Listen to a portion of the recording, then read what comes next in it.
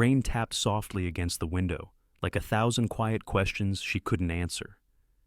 Clara Bennett stood in her tiny Seattle apartment, the city lights flickering through the glass, painting her face in silver and blue. In her hand, the pregnancy test trembled, 2 pink lines, clear, unmistakable. For a long moment, she couldn't breathe. The sound of her own heartbeat filled the room, louder than the rain, louder than the world outside. It was his child, Evan Lancaster, the man who had once looked at her like she was the only person alive, and then disappeared without a word. Her knees felt weak, her chest tight. She whispered to the quiet room, as if it might give her an answer. How can this be possible? When he said he couldn't have children, the night seemed to listen. Every hum of the refrigerator, every sigh of the wind felt like it carried her disbelief, her fear, and something deeper, a faint, trembling hope she didn't dare name. She didn't know it yet, but this impossible moment would change everything. Because sometimes, life has a way of proving that even the coldest hearts can still be healed. And before the dawn broke over Seattle, Clara Bennett made a choice to face the man who swore he could never be a father. The morning light slipped quietly through the blinds, painting thin gold lines across the pale kitchen wall. The city outside was just waking distant car engines, the faint whistle of the ferry horn from Elliott Bay, a neighbor's dog barking at nothing at all. Clara Bennett stood barefoot on the cold tile floor, a chipped coffee mug forgotten beside the sink. In her hand, the small plastic stick trembled. 2 pink lines. She stared at them until her vision blurred, as if blinking could change what was already true. The refrigerator hummed softly. The world, indifferent, went on. She pressed her palm against her stomach, not because she felt anything yet, but because she needed to believe something was there, something real. Her throat tightened. For a long moment, she couldn't tell if she was about to laugh or cry. On the counter lay a half-finished design sketch, pencil lines running over a page smudged with coffee stains. It was supposed to be the layout for a downtown apartment, one of her freelance projects. The client wanted a minimalist feel, clean, controlled, beautiful, words that used to excite her. But lately, even beauty felt heavy. She walked to the window, looking out over the city she'd tried so hard to build a life in. Seattle looked gray that morning, the kind of gray that seeps into your bones. The Space Needle stood somewhere in the mist, a silent witness to the thousands of stories unfolding below it, and hers had just taken a turn she hadn't seen coming. Evan Lancaster. His name still had a strange weight in her chest. She met him 2 months ago at a charity gala. The night had smelled of champagne and lilies, and he'd looked like someone who didn't belong to this world-tailored suit. Calm confidence, the kind of charm that felt dangerous. He'd asked about her work, listened when she spoke about colors and textures and how space could hold emotion. He'd said he liked the way she saw things, as if beauty was something worth understanding. And then, for 3 weeks, he was everywhere. In her mornings, with texts that said, "Good coffee today." In her nights, when he'd show up at her apartment with takeout and quiet laughter that made her forget how hard life could be. Until one morning, he was gone. A message from his assistant said he had to leave for London. Business, no return date, no goodbye. After that silence, calls unanswered, messages unseen. Clara had told herself to move on, that he was just another man who liked the idea of her more than the reality. She'd thrown herself into work, taking long walks along Alki Beach when she couldn't sleep, and slowly, the ache dulled, until now, her hands shook. She sat at the kitchen table, staring at the test again. Her heart beat hard against her ribs. This can't be right. She whispered the words like a prayer, but the answer was there in soft pink lines. She thought of him saying he wasn't the kind of man who could stay. The way he'd looked at her, eyes dark, almost sad. She remembered their last night together, how he had pulled her close as rain fell against the windows, whispering things she almost believed. You don't know what you're asking for. Clara, he'd said, my world isn't kind. Neither is life, she thought now. But this was something else? She took a slow breath, searching for logic, for reason. Maybe the test was wrong, maybe stress or hormones. Or she didn't finish the thought, because deep down, she already knew. Her body knew. And yet, another truth pressed harder against her mind. Evan Lancaster couldn't have children. He'd told her once, almost offhandedly, after too much wine and a story about a surgery from years ago. His tone had been calm, factual, but his eyes had looked wounded. She'd reached for his hand that night, but he'd pulled away, ending the conversation. Now, that memory twisted inside her like a blade. She grabbed her phone, typed his name into the search bar, and stared at the flood of results. Headlines, interviews, photos of him shaking hands with people she'd only ever seen in magazines. Evan Lancaster, CEO of Lancaster Holdings. Always composed, always untouchable. Her thumb hovered over his number in her contacts list. Her stomach turned. What would she even say? Hi, Evan. Remember me. Surprise it's impossible, but I'm pregnant. A small laugh escaped her, sharp and bitter. The kind of laugh that tasted like tears. The clock on the wall ticked louder. 8:42. The world outside had already moved on, but she was still standing here, caught between disbelief and something terrifyingly real. She picked up her sketchbook, tracing her own pencil lines, trying to steady her breath. Around her, the apartment felt too quiet, too small. Every color she had once chosen for calm, soft beige, pale blue now looked like silence. A knock sounded from next door. Mrs.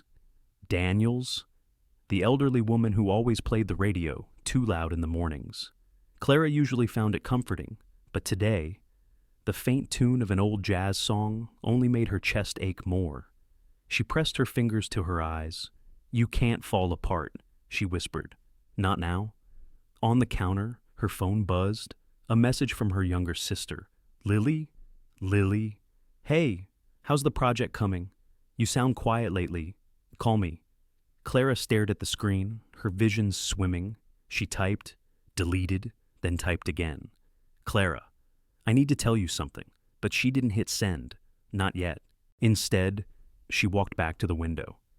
Rain had started again, soft, persistent, the kind that made everything blur.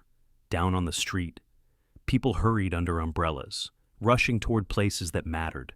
She pressed her hand against the glass, feeling the cool through her skin. For the first time in her life, she felt completely untethered, caught between fear and the smallest flicker of wonder. She closed her eyes and whispered into the still air. We'll be okay, won't we? No answer came, only the steady rhythm of the rain. But in that quiet, something shifted tiny, invisible, like the first heartbeat of change.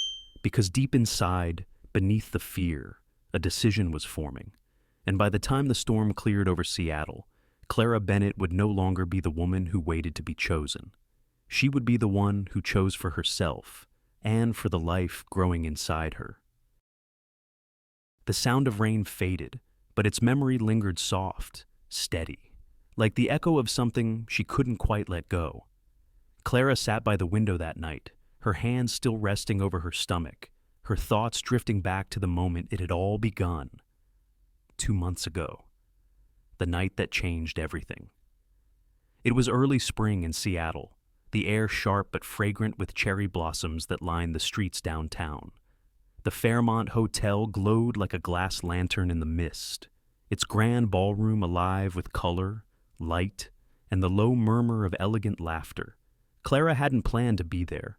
Her friend, a fellow designer, had handed her an extra ticket to the charity art gala that same afternoon, saying, "You work too much. Go see beauty for once instead of creating it." So, she went, not knowing that beauty of femme that night would take a human form. Inside, chandeliers spilled golden light onto marble floors polished smooth as water. Paintings lined the walls, some worth more than her yearly income.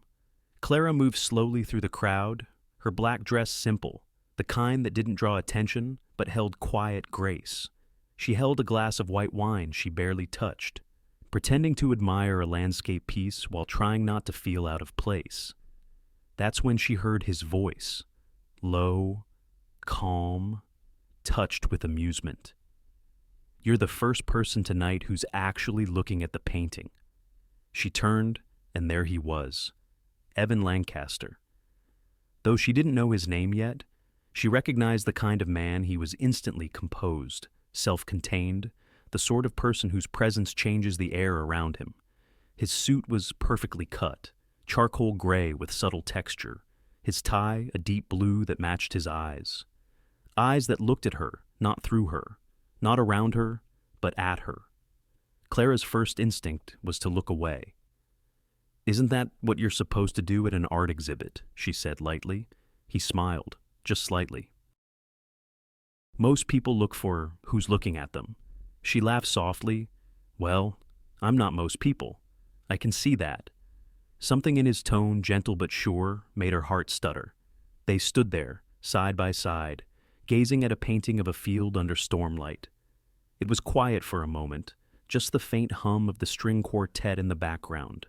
Then he said, "What do you see?" Clara tilted her head, studying the brushwork. "Loneliness, but not the sad kind, the kind that knows it's free." He nodded slowly. "That's unexpectedly honest. And you?" "What do you see?" she asked. He hesitated. "Control." She glanced at him, surprised by the word. His gaze stayed on the painting, but his jaw tightened, like he'd revealed more than he meant to. That was their first conversation, brief, quiet, but charged with something neither could name. Later, as the evening flowed around them, wine, laughter, whispered greetings between people who owned worlds.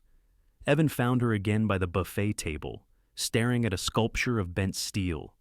"You're analyzing it again," he said, stepping beside her. "Force of habit. I design spaces for a living. I can't help it. An interior designer. Something like that. Mostly small apartments, budget clients, real life, not marble floors." He smiled, that rare curve of his lips that seemed to soften the air. "Real life sounds better than this sometimes." She looked up at him, unsure if he was teasing. "You don't like marble floors? I like what they hide."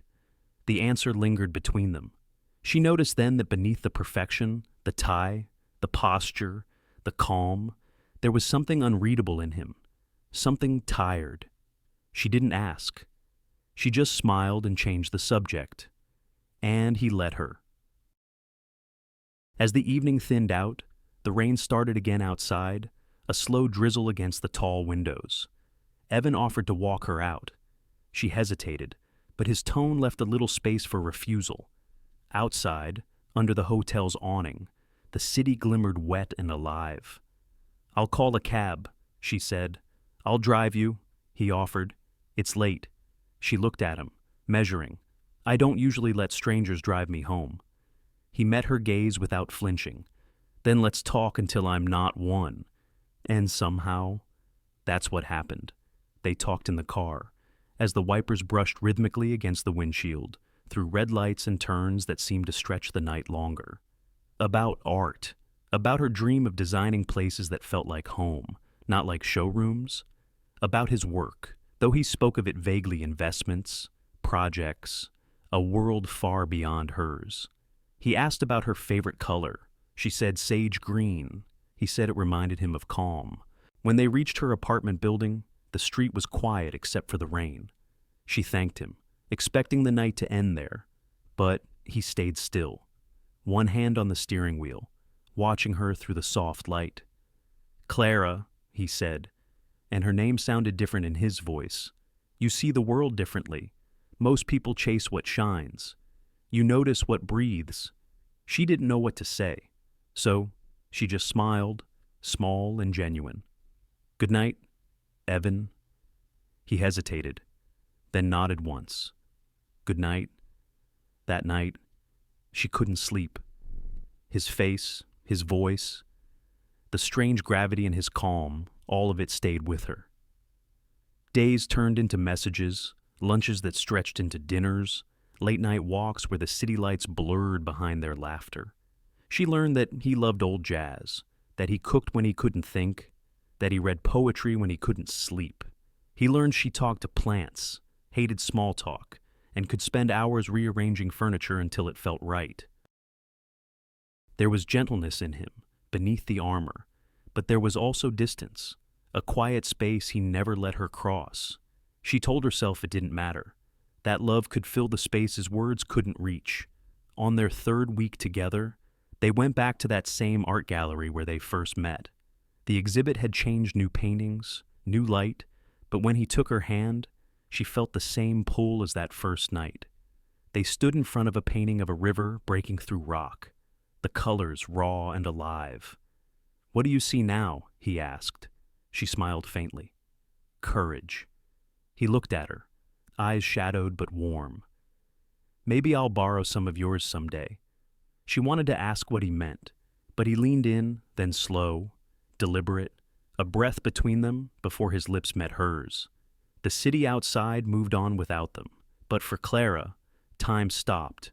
It was a kiss that felt like a beginning. Later, she would look back and realize it was also the start of an ending. But that night, wrapped in the quiet hum of his heartbeat and the faint scent of rain in his hair, Clara didn't know. She only knew that love, like art, doesn't always reveal its truth at first glance. Sometimes, it waits until the light changes. Morning light fell softly through the curtains, warm and familiar, like the touch of someone who still cared. For 3 weeks, that was what Evan's presence had felt like: steady, real, almost safe. His voice in the morning, his laughter echoing through her kitchen. The way he'd leave little notes beside her coffee mug, written in neat, controlled handwriting: "Don't skip breakfast." Meetings don't wait for hungry designers. Now. The mug sat empty. The note was gone. And so was he. It happened so quickly that it didn't even feel real at first. A Tuesday afternoon. The smell of rain outside, faint but rising. Clara had just finished sketching for a client when her phone buzzed a short message from Evan flying to London tonight. "Business trip. Be back soon. No heart, no explanation, no call. Just words that felt too small to carry the weight they brought." She'd type back, "Okay, stay safe," and waited for the 3 dots to appear. They never did. Days passed, then a week, then 2. The messages she sent floated into silence unread, unanswered. Calls went straight to voicemail. She tried to tell herself he was just busy, that maybe time zones and meetings were keeping him away. But late at night, when the city outside blurred in rain, she could hear the truth knocking quietly at the edges of her heart. He wasn't coming back. Sometimes she'd open her phone and scroll through their old texts, his jokes, the photos he'd sent of his morning coffee or the skyline from his office window. It was strange how something so small could hurt so much. The nights felt longer without his voice. The apartment colder. She'd catch herself setting an extra plate at the table, or looking toward the door whenever the elevator stopped on her floor. But silence stayed. Evan Lancaster, the man who had promised nothing, but made her believe in everything, was gone. One evening, after a long day of work, she sat alone on the couch, watching the glow of the city through the glass. A storm was rolling in, the kind Seattle knew too well, slow, gray, and endless. She let her head fall back, eyes closed. The memory of his last night with her replayed uninvited. He had seemed restless that evening. They were sitting on her balcony, wine glasses between them, the air cool and heavy with the scent of rain. He'd barely touched his drink. His gaze had been far away. "You ever think about disappearing?" he'd asked quietly. She'd laughed, thinking it was a joke. "Only when my landlord raises the rent." But he hadn't laughed. Sometimes leaving is the only way to fix things. She had frowned. "Evan, what are you trying to fix?" He'd turned to her then, eyes darker than usual. "You wouldn't understand." She wanted to reach for him, to ask again. But his phone buzzed, and the moment broke. He stood, answering it with the same clipped tone he used at work. When he returned, he kissed her forehead instead of her lips. It was gentle and distant. Now, that moment lived in her like a warning she hadn't recognized in time. The next morning, she tried calling his office. The receptionist's voice was polite but detached. "Mr. Lancaster is traveling internationally. Ms. Bennett, we're not sure of his return date. No forwarding number, no details, just absence wrapped in professionalism." Clara thanked her and hung up. Her hand stayed on the receiver long after the call ended. She told herself she wouldn't cry. Not for someone who'd chosen to leave. Not for someone who hadn't even said goodbye. But tears came anyway, quiet, steady, refusing to be reasoned with. The days that followed blurred together. She threw herself into work, designing spaces she no longer felt connected to. Each project became a place to hide. She stayed late at the studio, tracing lines over paper until the pencil marks blurred. Her coworkers thought she was fine. She smiled when they looked. She joked when she had to. But inside, something had gone quiet. One afternoon, while organizing samples, her phone buzzed again. For a heartbeat, her chest leapt. Evan, it had to be. But it wasn't. It was Lily, her younger sister, asking if she'd come home for the weekend. "You sound tired, Clara. Come rest." She typed back, "Maybe next time." Because what would she even say? That she'd fallen in love with a man who'd vanished into thin air? That she'd started to forget the sound of his voice? That some mornings she still caught herself making 2 cups of coffee instead of 1? The truth was too fragile to speak out loud. That night, unable to sleep, Clara walked to the waterfront. The wind carried the salt from Puget Sound, brushing against her face. She leaned on the railing, watching the reflection of city lights tremble in the water. For the first time, she let herself whisper what she'd been afraid to admit. "He's gone." The words didn't echo, they just sank. But beneath the ache, there was something else, something small and strange. Not hope, not yet, but the faint pulse of resolve. She couldn't make sense of his disappearance. She didn't know why he left, or what had driven him away. But she knew this. She wouldn't let his silence erase her. The next morning, she got up early, washed her hair, and opened every curtain in the apartment. Light filled the room, chasing away the gray. She stood there for a long time, letting the sun touch her skin. It didn't fix everything, but it reminded her that time was still moving, even when he didn't. By evening, she boxed up the few things he had left behind: a tie, a book of Neruda poems, a single cufflink that had fallen behind the couch.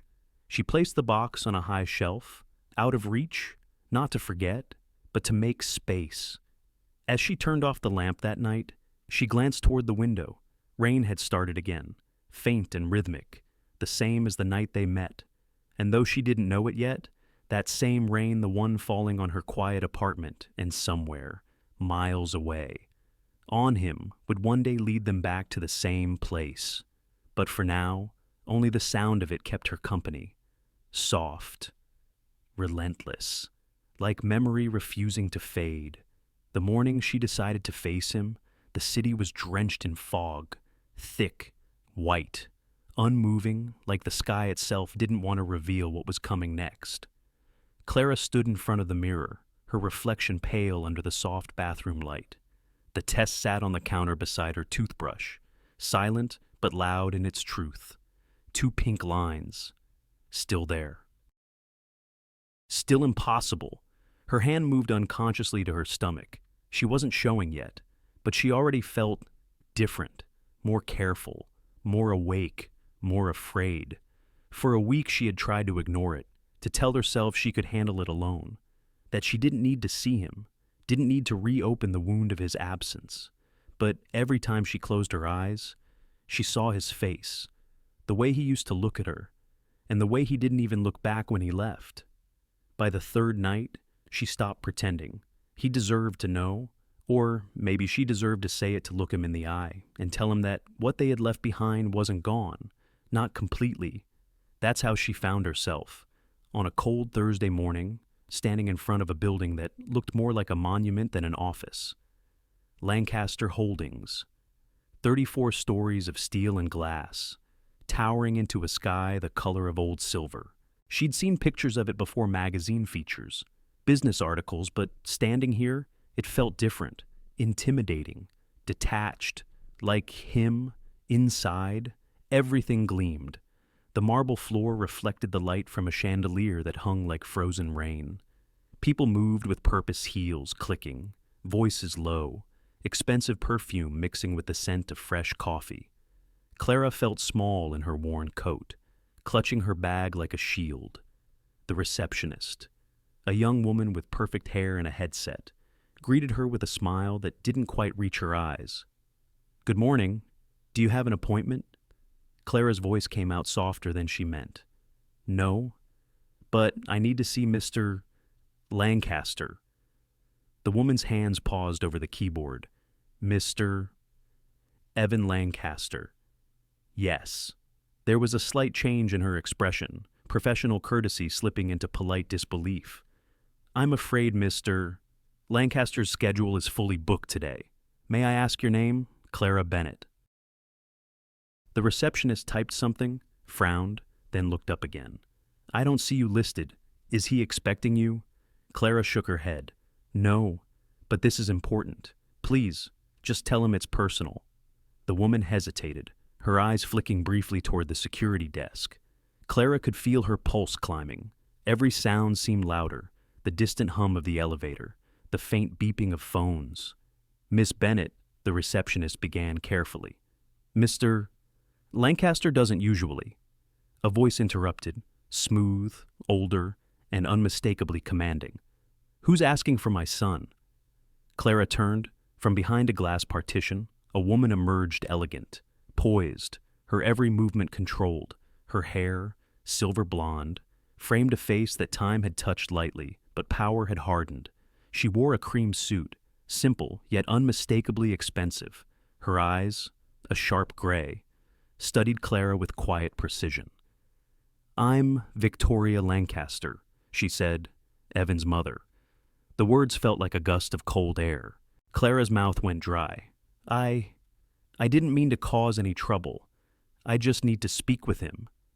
Victoria looked her over her plain blouse, her trembling hands, the nervous way she stood, and something like pity flickered at the corner of her mouth.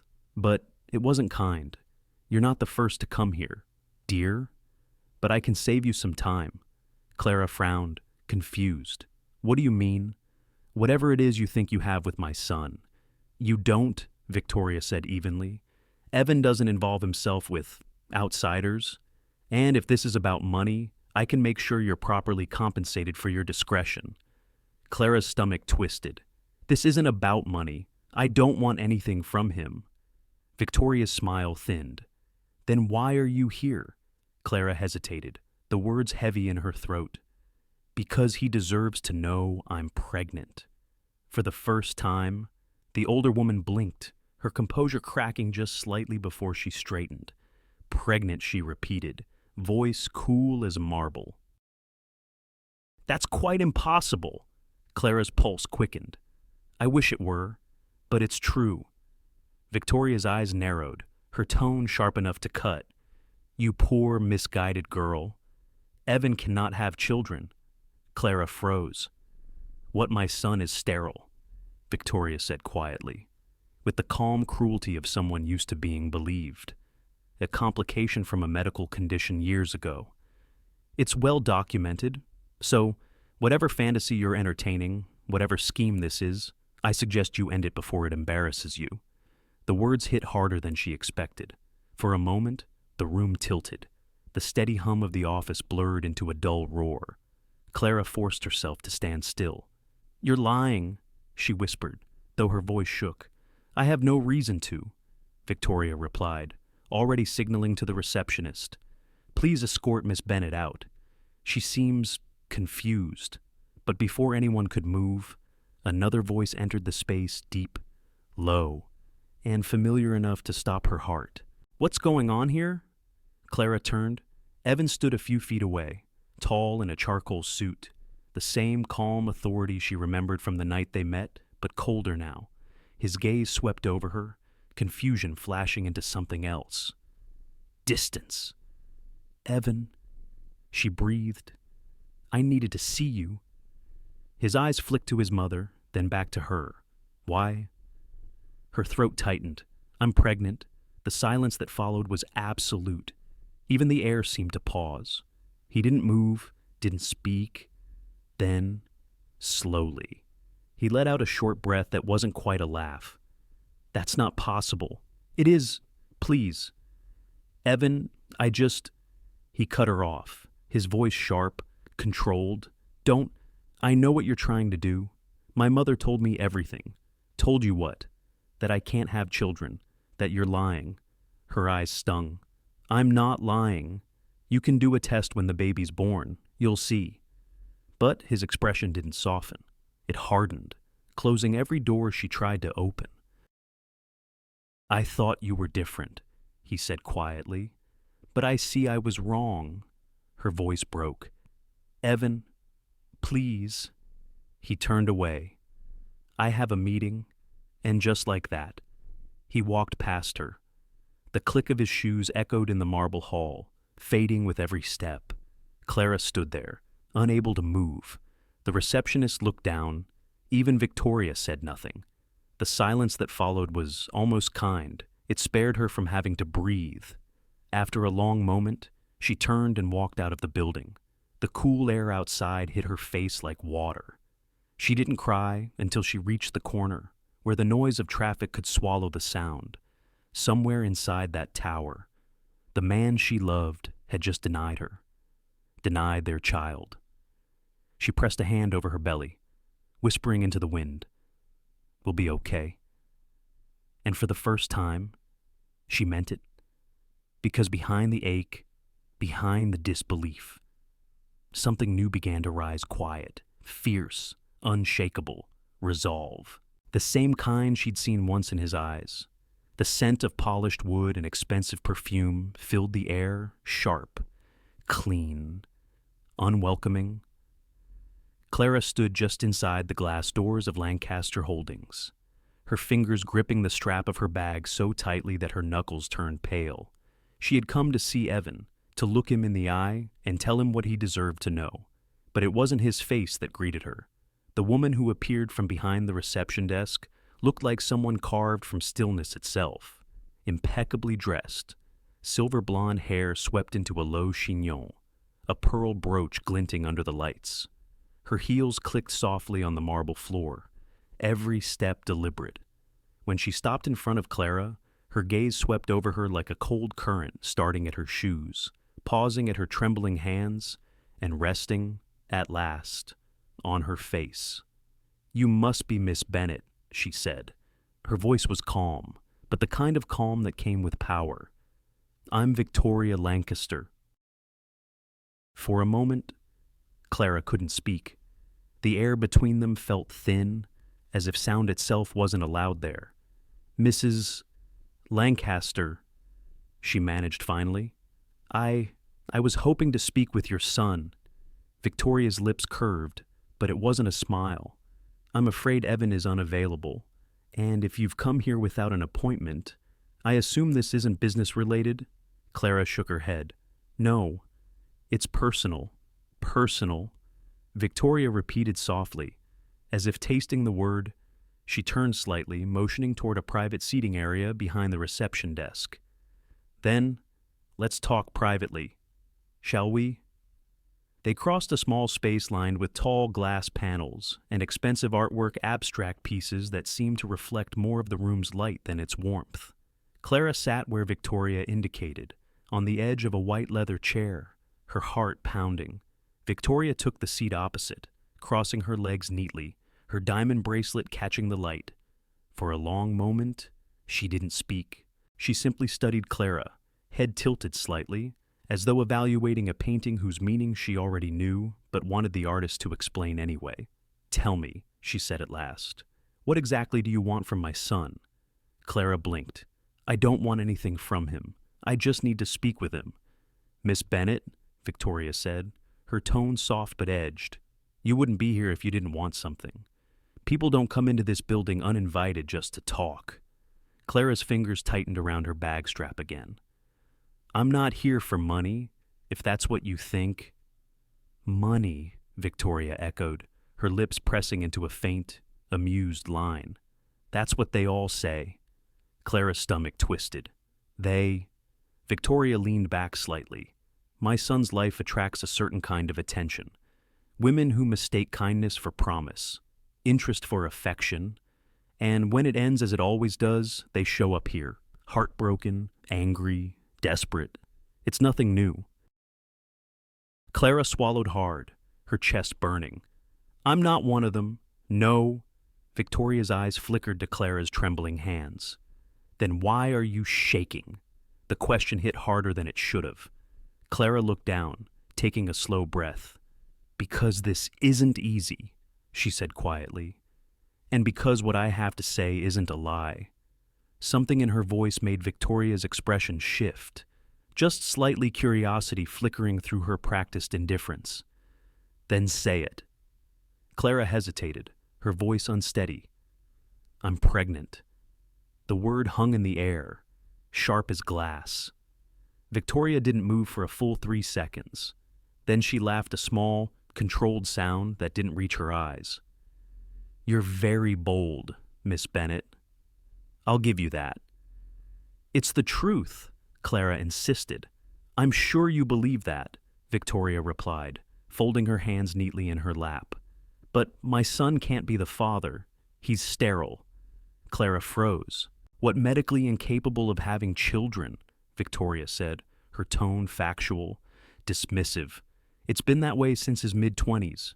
There's no question about it. The words didn't make sense. Clara felt them, but they didn't land. It was as if the room tilted, her body trying to catch up to what her mind refused to accept. That's not true, she whispered. Victoria's gaze stayed steady.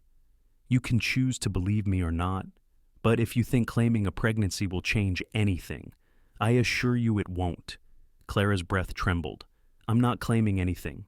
I just thought he should know. And now he does, Victoria said, standing smoothly. So, we can end this here? Tell me, how much would it take for you to walk away quietly? Clara looked up, disbelief flooding through her. Excuse me. Victoria reached into her purse, pulling out a small notepad. You seem like a reasonable young woman. I imagine a sum large enough to help you move on would suffice. A year's salary. It's 2. I don't want your money, Clara said, standing now too, her voice shaking. You think everyone can be bought, but not me. I didn't come here for that. Victoria's face didn't change, but her eyes sharpened. Then why come at all to hurt him? To make a scene? No, Clara said softly, to tell the truth, for a heartbeat. The two women stood facing each other, silence stretching between them like a wire pulled too tight. Then Victoria's expression softened, but not in kindness. You don't know him like I do. Miss Bennett, Evan's heart is not something that survives chaos. And women like you, women who bring complications, you destroy men like him. Clara felt something inside her harden. If that's what you believe, maybe you never knew him at all. Victoria's jaw tensed. For the first time, her composure slipped, just barely.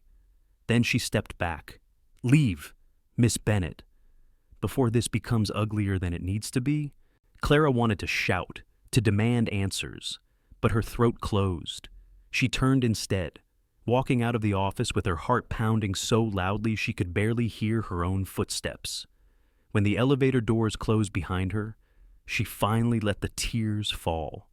They came silently, tracing down her cheeks as the numbers above the door blinked down from 34 to 1.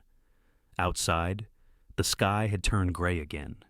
She stepped onto the sidewalk, the wind catching her hair, her face cold and damp with both rain and tears. For a long moment, she just stood there alone, surrounded by glass and steel, trying to steady her breath. Then, quietly, she whispered to herself, "No one can take this away from me." Her hand moved instinctively to her stomach, resting there gently. somewhere behind those tall windows. The world she once trusted had just shattered, but in her chest, under all the hurt, something small and defiant began to grow, a strength that had nothing to do with him. It was hers now, and she would need it for what was coming next. The air inside that office felt heavier now, thicker somehow, as if every word spoken there had weight. Clara stood very still, her palms damp, her pulse echoing in her ears. Across from her, Victoria Lancaster didn't move. Only her eyes shifted, sharp and calm, the way one might look at an insect pinned to glass. "I told you," Clara said, her voice trembling but steady enough to be heard. "I didn't come here for money. I don't want anything from you or from him." Victoria's lips twitched into the smallest smile. "Then why are you still here, Miss Bennett?" "Because he deserves to know the truth." "The truth," Victoria repeated slowly, almost tasting the word before letting it fall flat. "How noble of you." She turned, walked toward her desk, and opened a drawer with deliberate grace. "You want truth? Fine. I'll give it to you." She pulled out a slim folder, the kind used to hold medical documents. "My son," she said, her back still turned, "was 25 when he fell ill. A severe infection. The doctors said it would affect his future, permanently." She turned back around, setting the folder on the edge of the desk. "He's infertile, Miss Bennett, sterile." The condition was confirmed by 2 specialists. "I've seen the reports myself." Clara blinked, unable to process the words at first. "That can't be—" "It is," Victoria interrupted, her tone cold, almost bored. "You see, the universe has a cruel sense of irony. It gives men like Evan the world, and then denies them the one thing they cannot control." The sentence landed like a strike. Clara's chest tightened. "You're saying he can't have children at all?" Victoria nodded once. "Not biologically. He's known for years. So, if you're standing here, telling me that you're carrying his child, then either you're mistaken or lying." Clara's mouth opened, but nothing came out. The words tangled somewhere in her throat. For a long second, she could hear only the hum of the air conditioner, the faint ticking of the clock on the wall. "Finally," she whispered, "I know what I'm saying sounds impossible, but it's true. I'm not lying." Victoria studied her quietly, then exhaled a long, slow breath through her nose, as if pitying her. "Women like you always believe the story they tell themselves. Maybe you want to believe it's his. Maybe it's easier that way." Clara flinched. "Don't do that," she said softly. "Don't twist this into something it's not." Victoria tilted her head. "Then tell me, who is the father I told you, Evan?" The older woman's voice sharpened. "Impossible!" Clara's hands shook. "You don't have to believe me. He can do a test. I'll wait until the baby's born. I just thought he should know now." Victoria gave a small laugh, low, brittle. "You really think Evan would subject himself to that humiliation? To some public circus where you wave a child in his face?" "This isn't a circus," Clara said, her voice cracking. "It's a life." Victoria's expression hardened again. "And yet, you expect him to believe that life belongs to him?" "I don't expect anything," Clara whispered. "Not money, not love. I just thought he deserved the truth, even if it hurts." For a moment, something flickered in Victoria's eyes. Maybe surprise, maybe the faintest respect, but it vanished as quickly as it came. "You don't understand, Miss Bennett. You don't belong in his world. People like you never do." Clara swallowed. Her voice came out quieter now, almost fragile. "Maybe not, but he's the father of my child, and that's not something you get to erase." Victoria turned away, her patience thinning. "My son's father made the same mistake once, trusting the wrong kind of woman. I won't let history repeat itself." The words hit harder than she expected. Clara felt heat rise in her chest, anger pushing against fear. "You don't even know me. I don't have to, Victoria replied, still facing the window. I know you're kind. That was it. The last thread of restraint snapped. You think you know everything? Clara said, voice trembling but clear. But all you see is what fits your story. You see me as some gold digger because that's easier than seeing your son as a man who could love someone outside your circle. Victoria turned slowly, her gaze sharp as glass. Love, she said, almost amused. You think he loves you?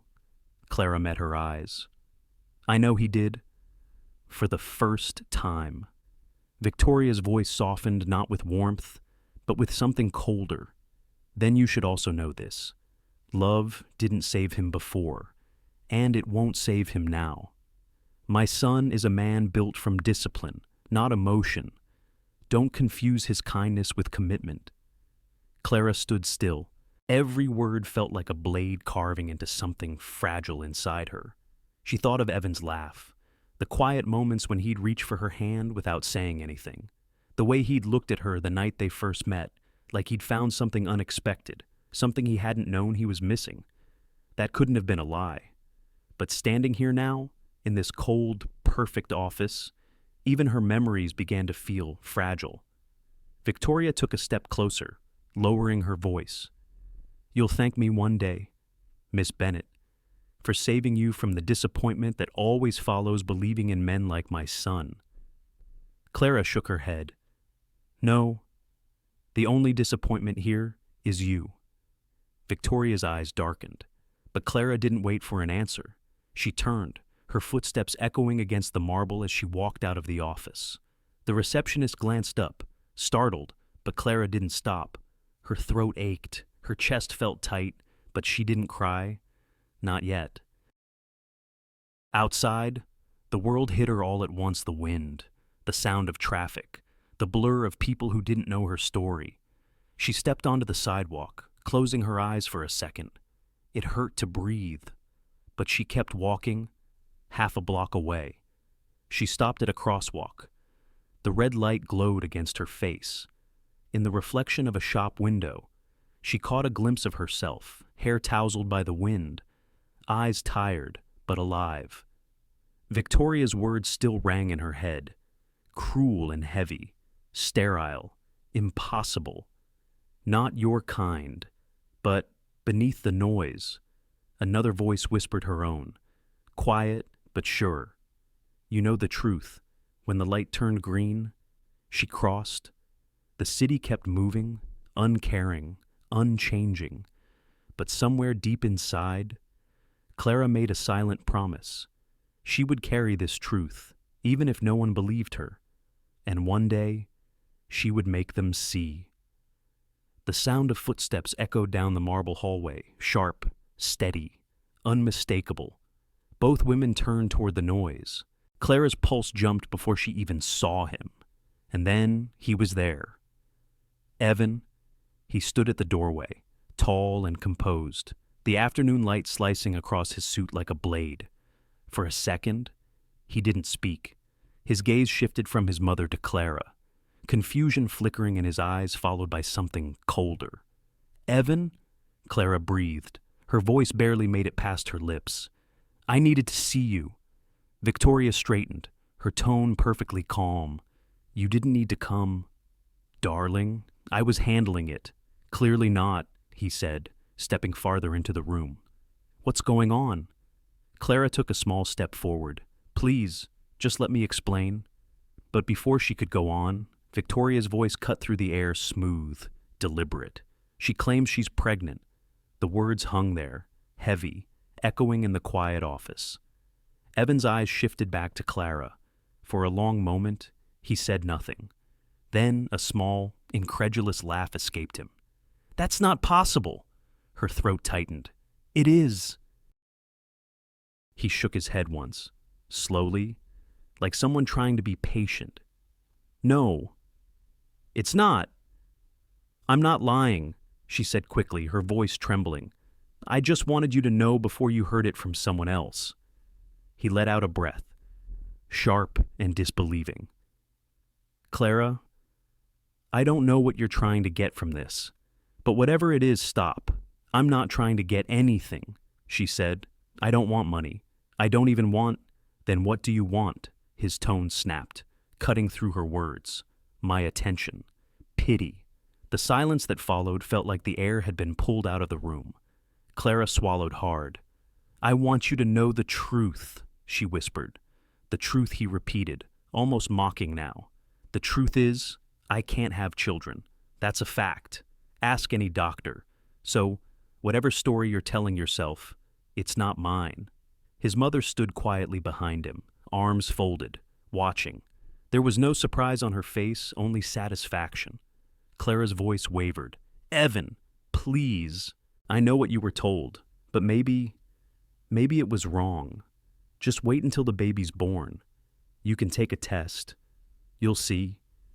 He turned away for a moment, his hand brushing across his jaw, the muscles tightening there. When he looked back, his eyes were hard. You think I don't know what's being done here? I've seen it before. You're not the first. The first what she asked, barely able to speak. The first person to use me, he said flatly. To reach for something that isn't yours? Clara's breath caught. She took a step toward him, shaking her head. That's not who I am. You know me better than that. But he didn't answer. His expression didn't even flicker. The man who used to look at her like she was the only person in a crowded room now looked through her, like she was no one at all. She felt her voice begin to crumble. Evan, please, enough. The word came low. Final. This conversation is over. It was the way he said it, the way his voice didn't rise, didn't shout, that hurt the most. He didn't sound angry. He sounded done. Clara's knees felt weak. You don't even want to know the truth. I already do, he said, turning away. And I'm not interested in lies. Clara. Something inside her broke quietly, like a thin glass cracking under too much weight. She tried one last time, her voice barely a whisper. I thought you were different. He paused at the door, but he didn't turn around. So did I. Then he left. The sound of his footsteps faded down the hall, slow, deliberate, echoing until there was nothing left. For a long moment, Clara couldn't move. The room around her blurred the faint buzz of lights above, the soft click of the door closing behind him. Victoria adjusted the bracelet on her wrist, her tone perfectly calm. You see now, he's not a man who tolerates deception. It would have been better if you hadn't come at all. Clara didn't answer. She couldn't. Her lips parted, but the words didn't come. Victoria gave a small sigh. I'll have someone escort you downstairs. But Clara had already turned toward the door. The elevator ride down felt endless. She stared at her reflection in the mirrored wall, her pale face, her wet eyes, and barely recognized herself. When the doors opened, the rush of air from the lobby hit her like cold water. She stepped outside without looking back. The sky was gray again, heavy with the threat of rain. On the sidewalk, the noise of the city pressed around her car horns, footsteps, voices blending into one restless hum. She stood there for a long time, her heart pounding, her mind a blur of disbelief and hurt. Finally, she exhaled, a sound that wasn't quite a sob. He doesn't believe me, she whispered to no one. The words tasted bitter. She walked until her legs burned, past familiar streets that now looked strange. At a stoplight, she pressed her palm over her belly. It's okay, she murmured softly. We know the truth. That's enough. Her voice shook, but she kept walking. She didn't look back at the tower behind her, the glass and steel monument where her heart had shattered quietly. She just kept moving forward, one slow step at a time. Above her, the first drops of rain began to fall, cool against her skin. She didn't bother to cover her head. She let it fall, washing the salt from her cheeks. Because if she stopped now, if she let herself break completely, she wasn't sure she'd be able to stand again.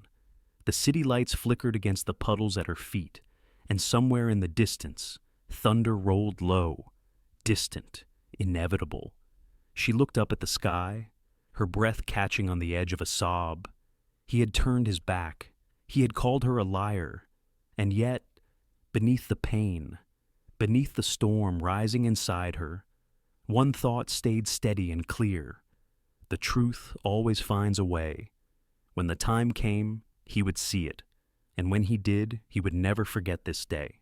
Rain followed her out of the building like it had been waiting for her. Cold drops slid down her face, mixing with tears she no longer tried to hide. Clara walked without seeing where she was going, the echo of Evan's words still heavy in her ears. "You're lying. You're using me." Each word had cut deep, clean, final. She hadn't realized how quickly love could turn into disbelief, how something that once felt like warmth could harden into ice in a single breath. The city moved around her car, splashing through puddles, umbrellas opening like black wings, strangers brushing past without a glance. The world didn't stop for heartbreak. It never did. At the next corner, she stopped, breath uneven, pressing her hand against her stomach. "We'll be okay," she whispered. The words came out shaky but firm enough to stay. "We'll be okay, baby." She didn't know if she was saying it for the child or for herself. Maybe both. Her phone buzzed in her coat pocket. For a moment, she thought about ignoring it. But when she saw Lily's name flash on the screen, something inside her cracked open. She swiped to answer. "Clara." "You sound different," her sister said gently. There was a pause before Clara spoke. "He doesn't believe me. Lily." Her voice was small, almost lost in the noise of the street. "Oh, Clara."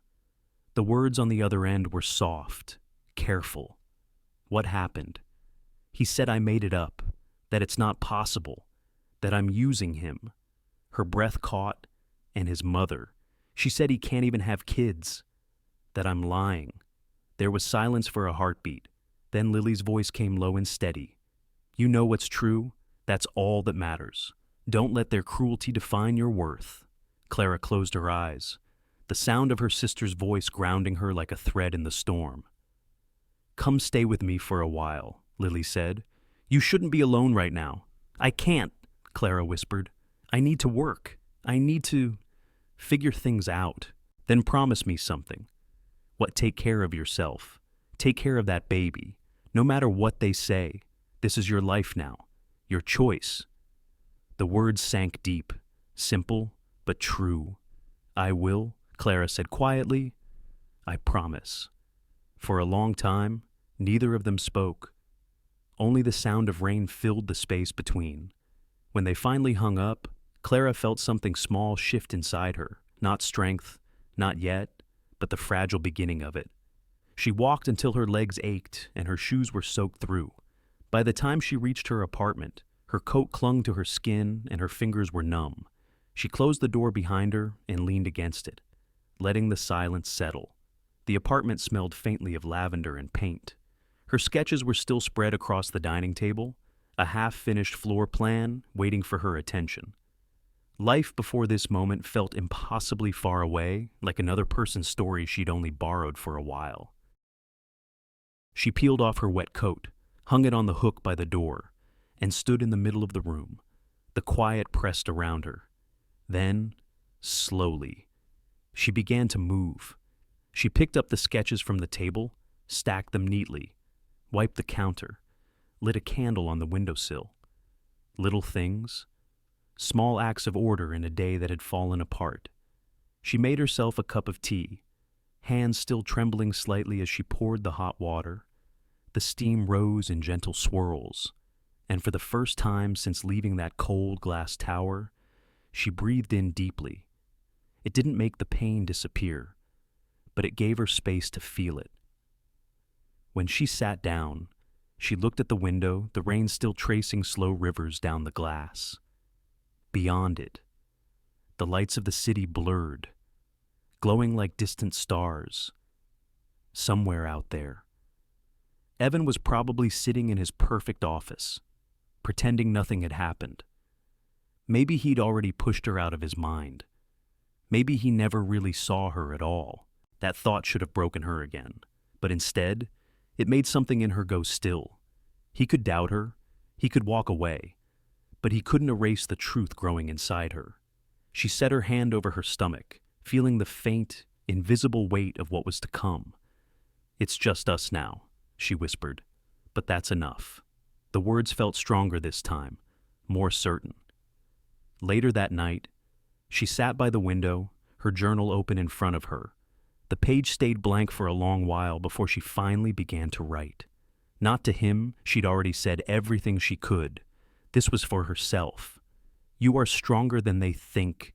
You are more than what they see." Her handwriting wavered, but she didn't stop. She wrote about the future she wanted to build, about the nursery she'd design herself, soft green walls and sunlight spilling in through sheer curtains, about morning walks along the pier with a stroller and the smell of sea air, about laughter that didn't depend on anyone else. It was a promise, fragile and fierce all at once. When she finished, she closed the journal and sat back. The rain outside had slowed to a whisper. The city was quiet now. Clara turned off the lamp, leaving only the candlelight flickering across the room. It danced over her face, softening the lines of exhaustion, casting a gentle glow over the place she now called home. She whispered one more time, almost to the air itself, "We'll be okay." The baby didn't answer, but somehow she felt it, a calm, steady knowing. Outside, a car passed through a puddle, the sound fading into the distance. Inside, Clara leaned her head back and closed her eyes. Tomorrow. She would start over, call the clinic, schedule her first prenatal visit, make lists, build routines. But for now, she allowed herself to rest, to breathe, to simply exist in the quiet between loss and renewal. And as she drifted towards sleep, one truth settled deep in her chest. She had already survived the worst of it. The rest would come. One day, one heartbeat at a time. Morning sunlight filtered through the blinds, painting soft stripes across the pale green walls. The scent of chamomile tea lingered in the air, blending with the quiet hum of a city waking up. Clara stood in front of the mirror, her hands resting gently on her rounded belly. 6 months. The curve of her body had changed, her movements slower, steadier. She looked different now, not just in shape, but in spirit. There was a quiet strength in her eyes that hadn't been there before. Life had settled into a rhythm. Mornings began with the soft weight of her cat curling beside her feet, the kettle whistling, the sound of her phone chiming with messages from Lily.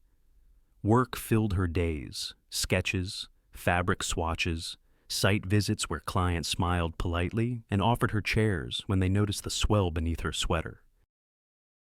Evenings were quieter prenatal classes twice a week, long baths that eased her back pain, and the soft heartbeat she sometimes felt under her palm, reminding her she wasn't alone. Lily called almost every night. Her sister's voice had become the steady background to her days, full of light and warmth. "You sound better," Lily said one evening. "You're glowing." Clara smiled, though Lily couldn't see it. "It's probably the tea or the humidity." "No," Lily laughed softly. "It's peace. You sound like someone who's finally breathing again." Clara didn't answer right away. Her eyes drifted to the window, where the Seattle skyline shimmered faintly under a gray sky. Maybe Lily was right. There was peace now, but it wasn't the kind that came easily. It had been carved from the silence of heartbreak, shaped by small, deliberate choices, getting up each day, showing up for work, choosing not to let bitterness take root. At her office, people had been kind. Her manager, a woman in her 50s named Denise, treated her like family. "You're tougher than you look," she'd say when Clara insisted on carrying her own samples, "but don't let pride make you reckless." Clara would smile, promise to be careful, then go right back to measuring layouts and reviewing textures. The work grounded her. It reminded her that she could still build things even when something inside her had been broken. Sometimes, in the quiet hours of night, she'd feel the baby move just a flutter, gentle but alive, and it filled her with a warmth she couldn't describe. She'd whisper softly, "Hi, little one. It's me. We're okay." And in those moments, she truly believed it. Still, there were nights when the city lights outside her window blurred into memory, when she'd catch herself tracing the edge of her teacup, remembering the shape of his hand against hers. Evan? She hadn't heard from him in half a year. No calls, no messages, no questions, just silence.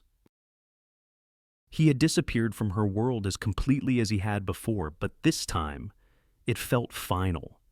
Or, at least, it should have. Yet sometimes, when the world was quiet enough, she could still hear his voice, the way he used to say her name soft, careful, like it meant something. And though she tried to shut it out, a part of her wondered if he ever thought about her, about what he'd done, about what might be growing in the world without him.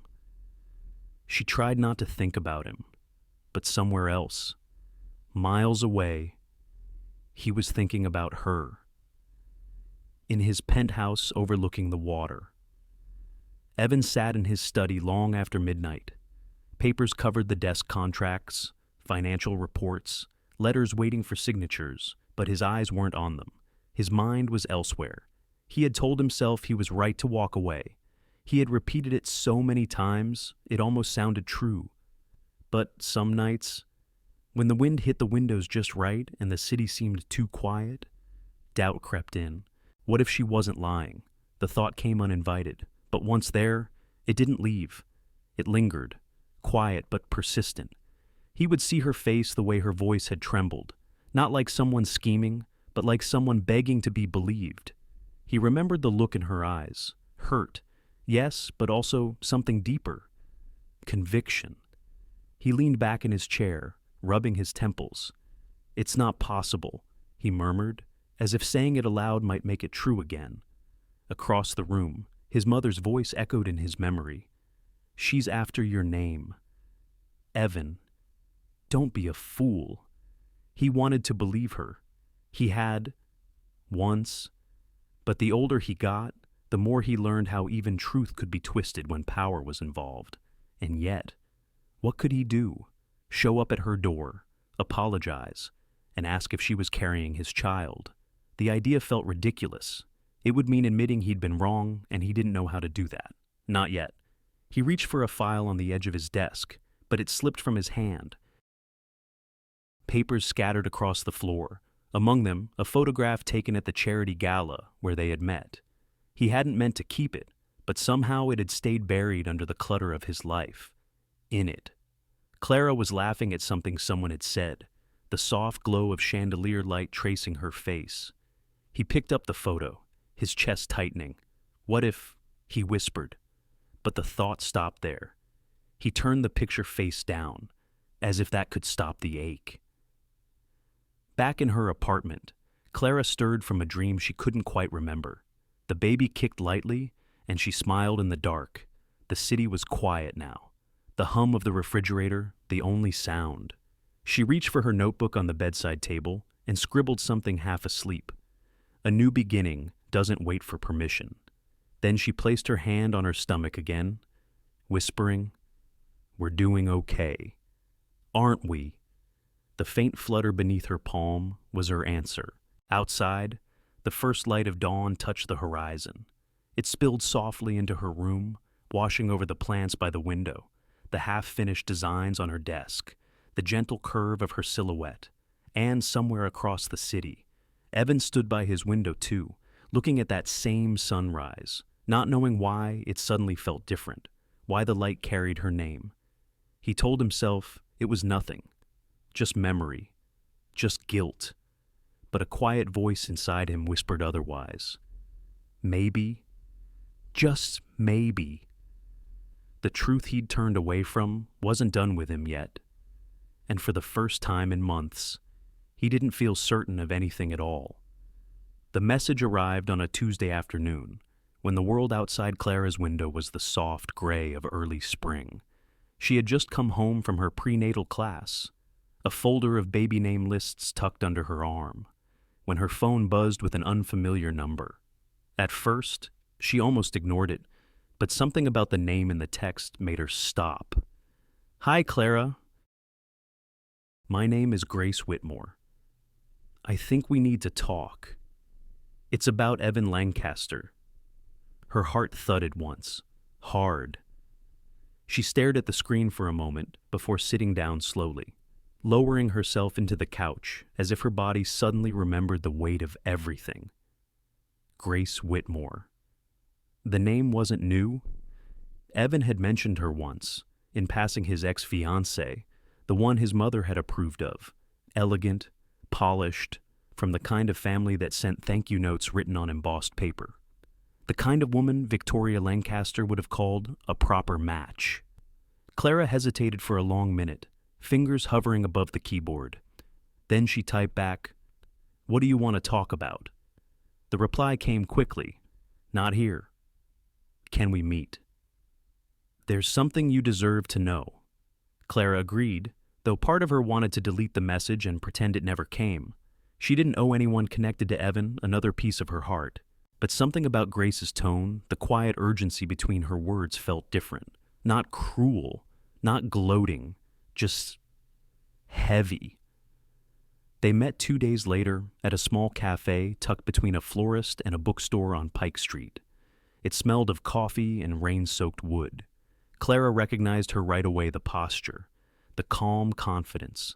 Grace was beautiful in the way that seemed effortless, her presence gentle yet unshakable. "Clara," she asked, offering a hand. Her voice was soft, polite, but her eyes carried a weight of something unspoken. Clara nodded. "You said it was about Evan."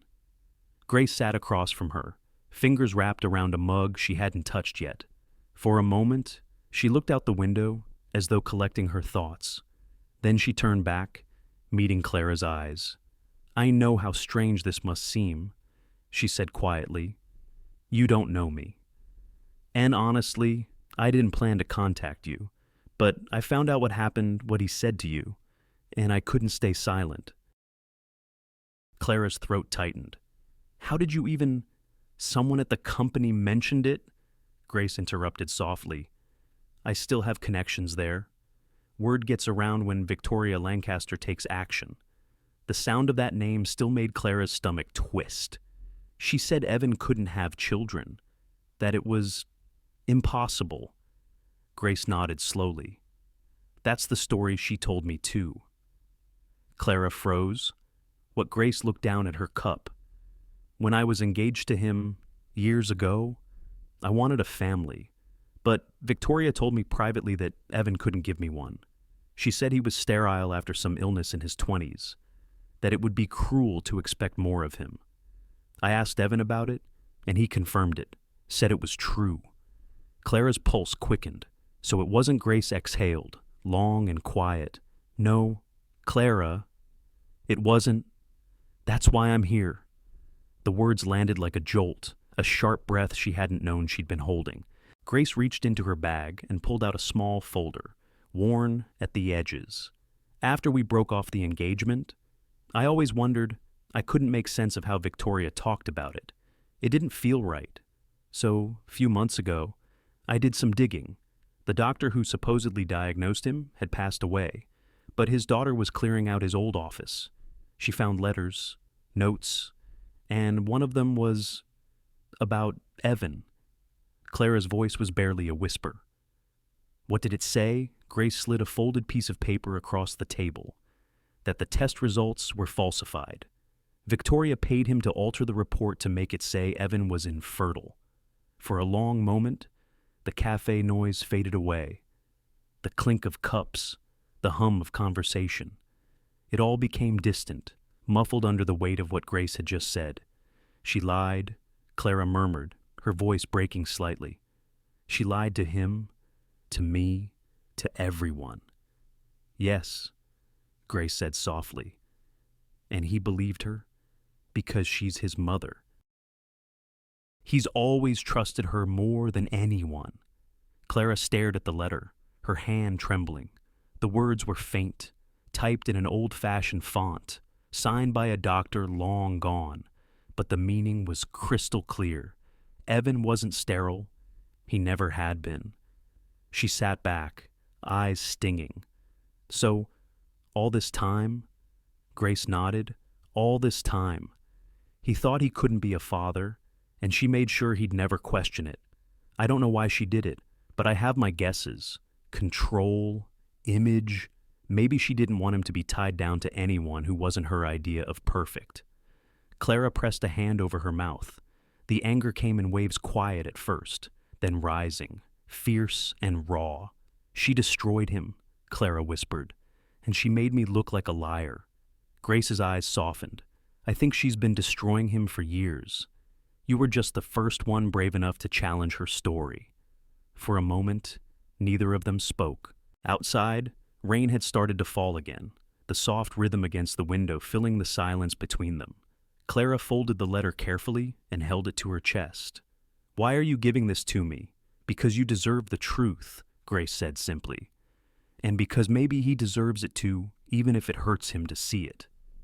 Clara looked down, tracing the edge of the paper with her thumb. The truth. After all this time, it had finally found her. But instead of relief, she felt something else: responsibility. If she gave this to Evan, if she showed him, everything would change, but so would she. Grace reached across the table, her hand warm over Clara's. "You didn't imagine it, Clara. None of it. He loved you, and maybe, deep down, he still does." Clara blinked away tears. "You really think so?" Grace smiled faintly. "I think love like that doesn't disappear. It just waits for the truth to catch up." They sat there for a while longer, two women connected by the same wound, different lives, same shadow. When Clara finally left the cafe, the rain had stopped. The air smelled fresh, the streets glistening under the late afternoon sun. She walked slowly, the folder pressed against her chest, every step heavy with what she now carried. At a crosswalk, she stopped and looked up at the pale sky. The clouds were breaking open, light spilling through like a promise. For months, she had walked beneath the weight of doubt, of shame, of disbelief. But now, the truth had a name, and she held it in her hands. As the light turned green, she whispered to herself, "It's time." Then she stepped forward, into the light, into what would come next. The next morning, the rain had cleared, the city looked washed clean, the streets shining like ribbons of glass beneath a pale blue sky. Clara sat by her small kitchen table, the folder from Grace lying unopened before her. She'd placed it there the night before, promising herself she'd look at it when she was ready, but she hadn't touched it. Not yet. The kettle clicked off, steam curling into the still air. She poured herself a cup of tea, but her hands were trembling. The weight of that folder, it wasn't just paper. It was truth, and truth could be heavier than any lie. Finally, she pulled it closer. The paper was old, the corners frayed, the edges faintly yellow. Inside, two documents sat neatly stacked, one medical record, and a letter written in faded blue ink. She read the report first. It was dated over 10 years ago. Evan's name was there, printed cleanly across the top. The diagnosis, the signatures. It all looked official. But attached at the bottom was a note, handwritten in another hand, revised per client request, payment received. Her breath caught. She turned to the letter. The handwriting was delicate, slanted, written by someone who must have agonized over every word. "My father was a good man. It began, but he wasn't strong. When Mrs. Barrett Lancaster came to him, she offered money and influence promises he thought could help our family. She told him to change the report for her son. She said it was for his own good, that he didn't need to know the truth. I found the record after his death. I thought about burning it, but I couldn't carry that lie anymore." Clara read the lines again, her heart pounding louder with each sentence. The daughter had signed her name at the end, Margaret Hale. There was an address, a phone number, and one final line. "If anyone finds this, please tell Evan Lancaster the truth. He deserves to know." For a moment, Clara just sat there, staring at the ink that had bled slightly into the paper. Her vision blurred with tears she didn't notice until one dropped onto the page. He wasn't sterile. He had never been. The lie that had broken her life, that had stolen her love, that had turned his heart against her, it had been born out of control. His mother's control. Clara pressed the letter to her chest, breathing through the ache that rose in her throat. There was anger. Yes, sharp and bright, but beneath it was sorrow. For him. For the man who had grown up believing he was less than whole. She imagined what it must have done to him, that knowledge, to think he'd been robbed of something so fundamental, and to trust the very person who'd orchestrated it. Clara stood and paced the small apartment. The baby kicked gently, a flutter under her palm, pulling her back to the present. "It's okay," she whispered. "We know the truth now." She sat again, wiping her eyes. The air felt different, clearer somehow, like the fog had lifted after months of confusion. But clarity came with responsibility. Grace had told her last night, "Do what you think is right." But what was right? Should she send the documents to Evan confront Victoria, or stay silent and protect her peace? Her hand tightened around the letter. No, this wasn't just about her anymore. It never had been. That afternoon, she called Grace. Her voice was steadier now. "I read everything," she said. "It's real. I know." Grace replied, "I've verified the handwriting, the dates. It's all authentic." Clara hesitated. "What would you do if you were me?" Grace was quiet for a long moment. When she spoke, her voice was soft. "I don't think there's a right answer, Clara, but I do know this truth doesn't stay buried forever. Sooner or later, it finds its way to light. Maybe it's meant to come from you." The line stayed silent after that. Both women lost in their own thoughts. "Finally," Clara whispered. "Thank you." That night, she sat by the window again, the city lights flickering like small fires in the dark. She opened her laptop and began typing. Her fingers moved slowly at first, then with purpose. "Evan," she wrote, "there are things you don't know. Things your mother kept from you. I don't expect you to believe me, but I need you to see the truth for yourself." She attached scanned copies of the documents, every page, every signature, every word. Her heart raced as she stared at the cursor blinking at the end of her message. For a moment, she imagined him reading at his face, his disbelief, the flood of realization when he saw his own name written in that old ink. She hesitated only once before hitting send. The email whooshed into the void, carrying everything she had left: the truth, the proof, the hope that maybe, finally, it would matter. When it was done, she sat in silence. Outside, the wind picked up, rattling the window pane. Somewhere in the distance, thunder murmured a storm gathering again, slow and certain. Clara closed her eyes. She didn't know what would happen next, whether he would answer, whether he would even open it. But for the first time in a long time, she felt something like peace, because she had done what was right. She reached down and rested her hand on her belly. The baby kicked again, as if responding. "There," she whispered, smiling faintly. "We did it." The candle beside her flickered low, casting soft light across the papers spread on the table. The letter from Margaret lay on top, its edges curling slightly under the heat. Clara traced the final line with her fingertip. "He deserves to know." "Yes," she said quietly into the stillness. "And now he will." Outside, the rain began again, not harsh this time, but soft, cleansing. It tapped gently against the glass like a promise kept. And though she couldn't see it, somewhere across the city, a man named Evan Lancaster would soon open his laptop, and the lie that had shaped both their lives was about to break. The ballroom glowed under soft golden light, the hum of polite laughter weaving through the sound of clinking glasses. Evan stood near the edge of the crowd, half listening to a conversation about market trends, half wishing he hadn't come. These charity events had once meant something to him, a place to connect, to contribute, but lately, everything felt hollow. Even the champagne in his hand tasted like ash. Then, out of the corner of his eye, he saw her. Grace Whitmore. She looked exactly as he remembered, elegant, poised, carrying herself with quiet grace that had once drawn him in. Their eyes met across the room, a flicker of recognition, followed by hesitation. It had been years since they'd spoken, but before he could decide whether to walk away or approach, she was already crossing the floor toward him. "Evan," she said softly, her smile polite but distant. "It's been a while." He nodded, setting his glass down. "Grace, I didn't expect to see you here." "Neither did I," she said, then paused, studying his face. "You look tired." He gave a small, humorless laugh.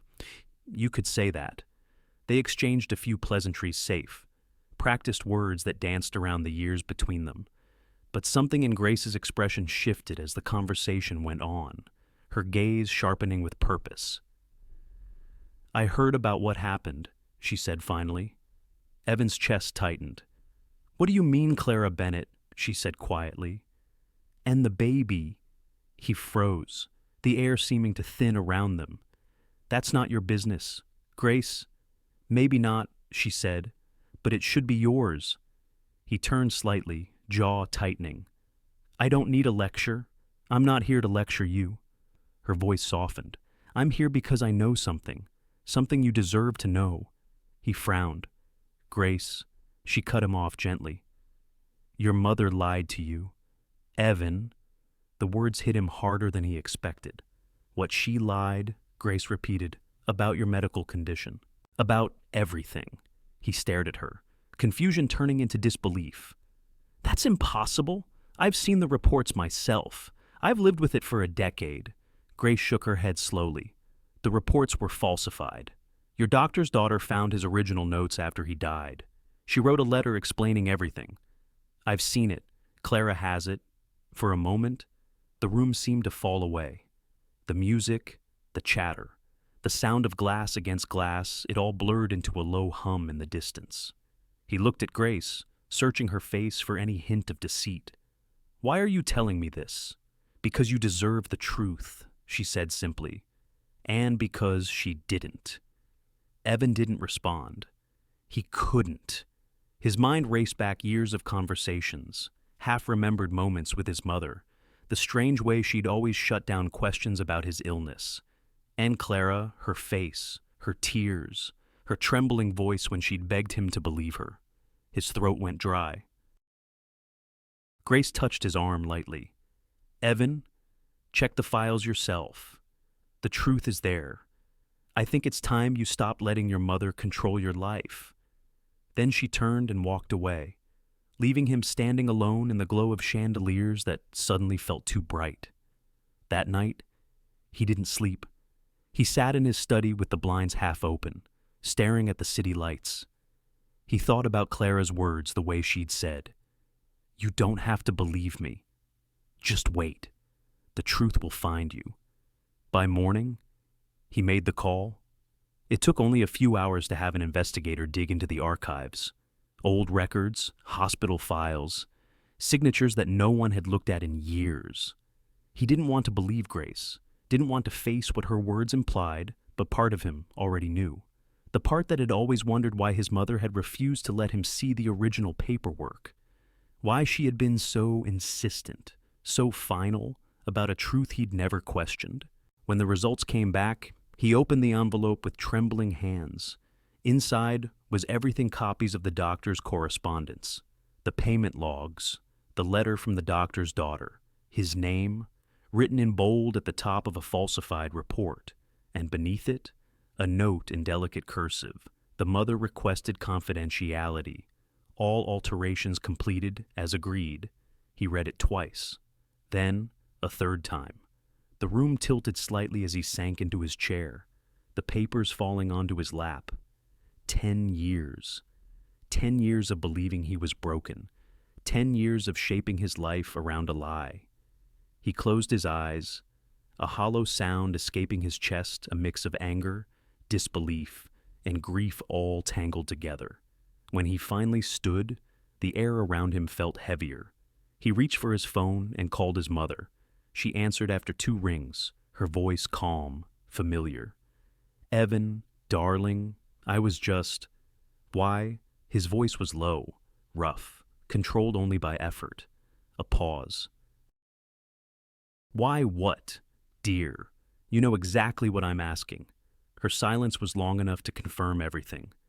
"Evan," she said at last, carefully, "you were too young to understand. You were fragile after the illness. I did what was best for you. Best for me." He laughed, sharp and bitter. "You made me believe I was less than whole, that no one could ever love me completely. You destroyed every chance I had to be happy." Her tone hardened. "I protected you from being used, from women who would have seen you as a means to an end." His voice cracked. "You mean Clara?" Another silence. "She wasn't right for you. She was real," he snapped. "And you couldn't stand that?" For the first time, his mother's composure faltered. "Evan, you don't understand." "No," he said, his voice steady now, icy. "For the first time, I do." He hung up before she could respond. The silence that followed was deafening. He stood by the window, watching the city come to life below the same city that had watched him build an empire on precision and control. But tonight, none of that mattered. All he could see was her face. Clara. The way she'd looked at him that day in his office hurt but unbroken. The sound of her voice when she'd said, "Just wait. You'll see." And she'd been right. He reached for his keys, for his jacket. For the first time in months, he knew exactly what he had to do. The truth was no longer a secret buried in ink and lies. It was alive, and it was waiting for him to face it. As he stepped into the elevator, the reflection in the mirrored doors caught his eye. His own face, but not the man he used to be. Something had shifted. By the time the doors closed, he whispered under his breath, almost to himself, "I'm going to make this right." And for the first time in years, he meant it. The sky was heavy with clouds that afternoon, the kind that promised rain but held back just long enough to let the world breathe. Clara was at her work table, bent over a set of sketches, a cup of cold tea forgotten beside her. The baby shifted softly under her ribs, a slow, rhythmic motion that always made her stop, hand drifting to her belly. She smiled faintly. "You're restless today," she murmured. The knock came, then 3 firm raps against the door. She froze. No one was expected. Lily always texted first, and her neighbors rarely knocked without reason. For a moment, she wondered if it was a delivery, or the landlord, or her heart skipped. It couldn't be him. But some part of her knew before she even opened the door. When she turned the handle, the world tilted. Evan stood there. He looked different, not in the way that time changes a face, but in the way truth does. His eyes were tired, the weight of something real behind them. The tailored coat, the perfect posture, they were still there. But beneath it all, there was a man stripped bare. "Clara," he said softly. Her breath caught. "Evan." For a few seconds, neither moved. The silence between them felt fragile, a thin thread that might snap with one wrong word. "I know I shouldn't just show up like this," he said finally, his voice low. "But I had to see you." Clara's fingers tightened around the doorframe. "Why?" He hesitated. "Because I was wrong." The words landed heavy. He looked down for a moment, then back at her, eyes steady. "Everything my mother told you, everything I believed it wasn't true. She lied, about me, about everything." Clara's heartbeat thudded in her ears. "I know." He blinked, startled. "You..." No. She nodded slowly. Grace told me, and I saw the documents, the letter. I sent them to you. For a moment, he said nothing. Then he exhaled, almost a laugh, but one without joy. You did. I saw them. And I still couldn't believe it, not until I looked for myself. He swallowed hard. You were telling the truth all along. His voice broke slightly. I couldn't see it. Clara looked away, her throat tightening. You didn't want to. He nodded once, the movement small but sharp. You're right. The silence stretched again, but it wasn't empty this time. It was full of everything unsaid, the nights she cried, the months he doubted, the space between who they were and who they'd become. I confronted her, he said quietly. My mother, she didn't even deny it, said she did it to protect me, to control what kind of life I lived. I've cut her off. Clara, completely. Her eyes flickered toward him, searching for the truth in his voice. There was no hesitation there now. He took a small step closer, his voice softening. I can't undo what I said to you, or how I treated you, but I want you to know I'm sorry for all of it. Her hands trembled, though she tried to keep them still. Evan, he lifted a hand slightly, not to touch her, but as if reaching through the air itself. You don't have to forgive me. I wouldn't blame you if you never could. But I had to see you. I had to tell you that I know the truth now, and that I'm not running anymore. She closed her eyes for a moment, breathing through the storm inside her. Part of her had imagined this moment so many times, how it might feel, what he might say, how the sound of his voice would hit her after all those months. But reality was messier, realer. There was no grand apology, no sudden healing, just two people standing in the wreckage of what could have been, trying to find their way back to something human. When she finally looked at him again, her voice was quiet but steady. You broke me. Evan? His face twisted. Pained. I know. And you can't just walk in here and fix it? I'm not here to fix it, he said quickly. I'm here to try. To show you I'll be here whatever you'll allow. She took a step back, her hand resting protectively over her stomach. It's not just me anymore. He nodded, eyes dropping to where her hand lay. I know. His voice softened. How far along are you? 8 months, she said, her throat tight. He smiled then, a small, fragile thing that trembled on his lips. That's wonderful. She studied him for a long moment, trying to find the man she had once loved in the face of the one standing before her. He was still there, beneath the guilt and the years of armor, but the ache inside her wasn't ready to let go yet. You said you cut her off, Clara murmured. Your mother? Do you really think she'll let that stand? He met her eyes. She can't stop me anymore. Not this time. For the first time since opening the door, something in her softened, a small shift, barely visible, but enough to breathe through. Why now? Evan, she asked quietly, why come back after everything? He took a breath. Because I couldn't live with myself knowing I'd destroyed the only person who ever saw me for who I really was. And because I want to be there for you, for the baby. Not because I have to, but because I want to. Her eyes filled before she could stop them. She turned slightly, pretending to wipe something from her cheek. You can't just say things like that. I'm not saying them, he replied softly.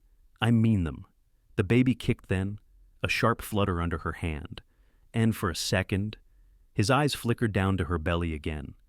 Wonder, fear, and something like tenderness passing through him. Can I?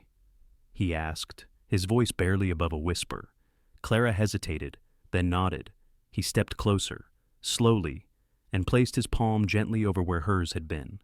The warmth of his hand was steady, trembling just enough to betray the emotion he was holding back. The baby moved again, and his breath caught. That's ours, he whispered. Clara's voice came out soft, almost trembling. Yes, They stood there in silence, the air thick with everything neither could say. The rain finally started outside, tapping softly against the window, a quiet, steady rhythm. After a long moment, she stepped back, and his hand fell to his side. "Evan," she said gently, "I believe you're sorry, but it's going to take time. I need to learn how to trust you again." He nodded, eyes glistening. "Then I'll wait, as long as it takes." The sound of rain filled the space between them. When he finally left, she watched him go from the window, the man she had once loved, now walking slowly down the wet sidewalk, his shoulders heavy, but his steps sure. For the first time in months, the ache in her chest felt lighter. Not gone, just lighter. She placed a hand over her heart and whispered to the baby, "Maybe people really can change." Outside, the rain fell harder, washing the world clean once more. The first snow of the season came quietly, covering the rooftops in a thin, delicate layer of white.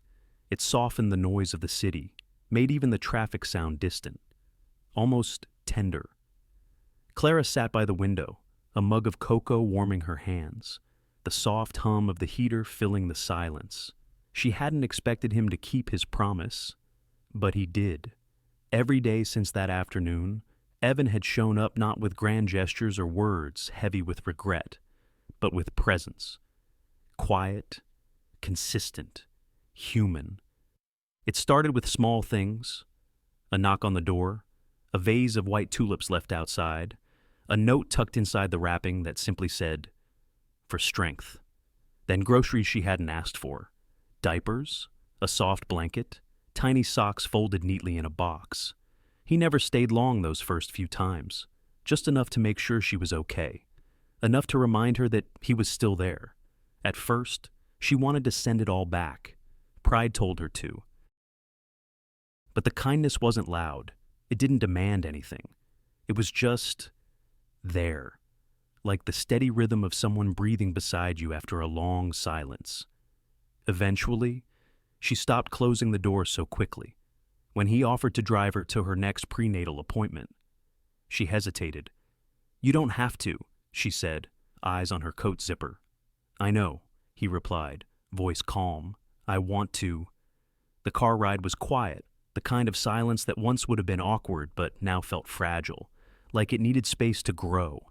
He didn't try to fill it, just drove carefully, his hand occasionally flexing on the steering wheel. When they reached the clinic, he waited for her to move first, then opened her door. The small, wordless gestures the patients felt new, but real.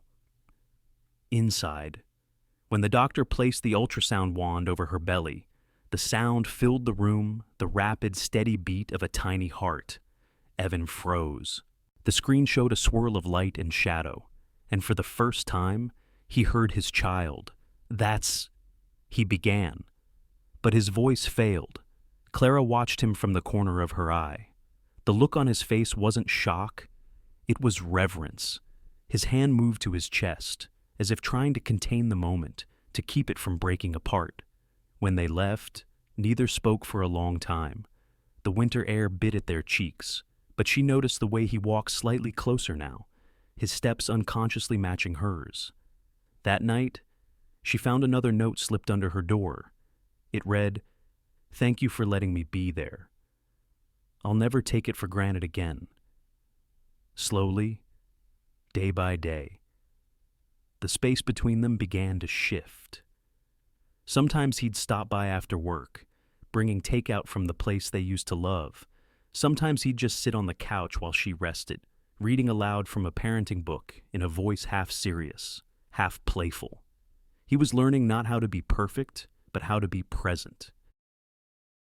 There were still moments of hesitation, days when she'd pull back, reminded of the hurt that hadn't fully healed, times when his gaze lingered too long, when the air between them carried the weight of everything unsaid, but he didn't push. He never rushed her, and that patience, it began to rebuild something she thought was lost. One evening, near the end of her pregnancy, she woke from a restless dream and found herself standing by the window. The city lights flickered below, snow still falling in slow, quiet spirals. She thought of all that had happened, the betrayal, the loneliness, the strength she'd had to find alone. And then, the way he'd come back, not asking for forgiveness, but offering effort. The doorbell rang softly. When she opened it, he stood there holding a tiny, knitted hat, pale yellow, the kind of color that caught light even in darkness. "I tried making it myself," he said with a sheepish smile. "It's not perfect." She looked at it, then at him. The stitching was uneven, a little crooked, but somehow that made it beautiful. "It's perfect," she whispered. He smiled, relief washing over his face. "I've been reading about newborn care," he said, glancing away, almost embarrassed. "I didn't know babies can only see about 8 to 10 inches when they're born. That's about—" He held his hand up, measuring the space between his palm and her face. This close. Their eyes met in that small space, close enough for her to see the sincerity in his. Something inside her softened completely then. Not forgiveness, not yet, but understanding. Later, as she sat on the couch, the hat resting in her lap, she thought about how love wasn't always about fireworks or grand gestures. Sometimes it was a quiet persistence, a hand that stayed, a voice that learned to listen. When he left that night, she stood at the door watching him go, snow crunching under his shoes. Before he reached the steps, he turned. "Clara." She looked up. He hesitated. "When the baby comes, I'd like to be there. If you'll let me." Her voice was soft. "We'll see." It wasn't a promise, but it wasn't a no. He smiled faintly, nodded, and walked into the night. As the door closed behind her, Clara leaned against it, hand resting on her belly. The baby kicked gently, and she smiled. "Maybe," she whispered, "we're all learning how to love again." Outside, the snow kept falling, silent and steady, blanketing the world in white. The kind of snow that didn't erase what had been, but covered it softly enough to make room for something new to grow beneath. The night came without warning, the kind of night that begins in calm and turns suddenly into chaos. Snow had melted from the streets of Seattle, leaving the world slick and gray. The city lights reflected in shallow puddles. Clara was at home, reading by the dim glow of a lamp, when the first pain struck sharp, sudden, too early. She gripped the edge of the table, breath catching. It wasn't time yet, not for another 2 weeks. But her body had decided otherwise. Another wave came, stronger this time, and she gasped, pressing a hand to her belly. The phone was on the counter. Her fingers shook as she reached for it. "Evan," she whispered when he answered, her voice trembling. "It's happening. I think something's wrong." He didn't hesitate. "Stay where you are. I'm coming." Within minutes, she heard his car pull up outside, tires splashing against wet asphalt. He burst through the door, breathless, eyes wide but steady. He helped her to the car, wrapped her coat tighter around her shoulders, murmuring soft words she could barely hear over the rush of pain. At the hospital, the lights were too bright. The air smelled of antiseptic and something metallic, cold. Nurses rushed in, monitors beeped. Clara tried to focus, tried to breathe, but everything blurred into noise, the world narrowing to contractions, to voices she couldn't understand, to the sound of her own pulse pounding in her ears. Through it all, Evan was there. His hand found hers, firm and warm. "I'm right here," he whispered, leaning close. "You're not alone. Not anymore." She wanted to answer, but her voice broke under another contraction. Tears filled her eyes. Fear, exhaustion, disbelief, they all collided inside her. The doctor's voice came through the haze. "We need to do an emergency C-section. The baby's heart rate is dropping." Clara's world tilted. Everything moved too fast. Nurses wheeling her down the corridor, the sterile smell of the operating room closing in, the ceiling lights flashing overhead like fading stars. Before the doors closed, she caught a glimpse of Evan's face, pale, terrified, but determined. When she woke, the world was softer. Dim lights, quiet beeps, the faint smell of disinfectant. Her throat was dry, her body weak.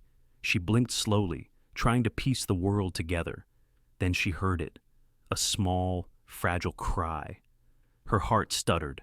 A nurse appeared, smiling. "She's doing just fine. Ms. Bennett, 7 pounds, 1 ounce, strong lungs." Clara's eyes filled as they placed the baby in her arms. Tiny, warm, real. The world stopped moving. She traced a trembling finger across her daughter's cheek. "Emma," she whispered. "Your name is Emma." The baby blinked, a soft coo leaving her lips. Then, through the blur of tears, she saw him standing by the doorway. Evan, his hair was a mess, his eyes rimmed red, but he looked more alive than she had ever seen him. He took a cautious step forward. "May I?" She nodded. He moved closer, his voice barely a whisper. "She's beautiful." Clara smiled faintly. "She looks like you." He laughed softly, shaking his head. "No, she looks like hope." He reached out, his fingers trembling as he touched Emma's tiny hand. The baby's fingers curled around one of his, impossibly small, impossibly perfect. He froze, a tear escaping down his cheek. "I thought I'd lost everything that mattered," he said quietly. "But she's proof I didn't." For a long while, they didn't speak. The three of them just existed there in the hum of machines, the soft rhythm of a newborn's breathing, the stillness that only comes after surviving something too big for words. Hours later, when the nurse came to check on Clara, Evan was still sitting beside the bed, his hand resting protectively near Emma's cradle. The dawn light crept through the blinds, painting the room in muted gold. Clara stirred, her voice barely audible. "You should go home. Rest." He shook his head. "I'm not leaving." She smiled tiredly. "You can't stay forever?" He looked at her then, eyes steady, his voice a whisper. "I'm not leaving anymore. Not this time." Something in his tone made her believe him, but peace never comes without a shadow. That afternoon, when the hallway quieted, a voice rose from beyond the door. Evan, it was his mother. Victoria Lancaster stood there, elegant as ever, her presence filling the space like a storm cloud. "I came as soon as I heard," she said smoothly, her gaze flicking to Clara and the baby. "My granddaughter, I presume." Clara's grip on Emma tightened. Evan stood, his shoulders squaring, a calm fire in his voice. "You shouldn't be here." Victoria raised a brow. "I have a right." "No," he said firmly. "You don't? Not after everything you did." Her eyes narrowed. "I did what any mother would." "You lied," he said, his tone breaking slightly. "You tried to control my life, and you almost destroyed hers." He gestured toward Clara, who sat silent, heart pounding. Victoria's composure cracked for the first time. "Evan." He stepped closer, his voice low but steady. "You need to leave." "This is my family now." For a long moment, no one moved. Then, with a final sharp glance, Victoria turned and walked away, her heels clicking against the tile until the sound faded completely. When she was gone, Evan exhaled, long and slow, like he'd been holding his breath for years. He turned back to Clara, eyes soft. "She won't come near you again?" "I promise." Clara looked down at Emma, who had fallen asleep, tiny chest rising and falling. "She's safe," she whispered. Evan moved closer, brushing a strand of hair from Clara's forehead. "Both of you are." The room grew quiet again, filled only with the gentle rhythm of a baby's breath and the steady hum of life continuing. Outside, the snow had stopped, the sky was clearing, the first pale light of morning touching the tops of the buildings. Clara closed her eyes, exhausted but peaceful, her daughter sleeping against her heart, Evan's hand resting gently over hers. For the first time in a long time, she didn't feel afraid, She didn't know what their future would hold, or how long it would take for all the wounds to heal. But in that small, perfect moment, she knew this. The impossible had become real, and somewhere between heartbreak and forgiveness, love had been reborn. Autumn had come early that year in Portland. The air was crisp, carrying the faint scent of pine and rain-soaked leaves. Sunlight drifted through the canopy, scattering gold across the walking path. Clara pushed the stroller slowly, her scarf brushing against the soft wind, the wheels crunching gently over the fallen leaves. Beside her, Evan walked in quiet rhythm. Sometimes, his hand brushed hers. Neither spoke right away. They didn't need to. The silence between them was no longer heavy. It was full, alive. Emma, 6 months old now, gurgled softly in her stroller. A little bundle of pink and laughter, wrapped in a blanket her father had clumsily knit himself. She reached one tiny hand toward the sky, fingers opening and closing, trying to catch the light. Clara smiled, watching her. She thinks she can grab the sun, she murmured. Evan chuckled. Give her time. She might.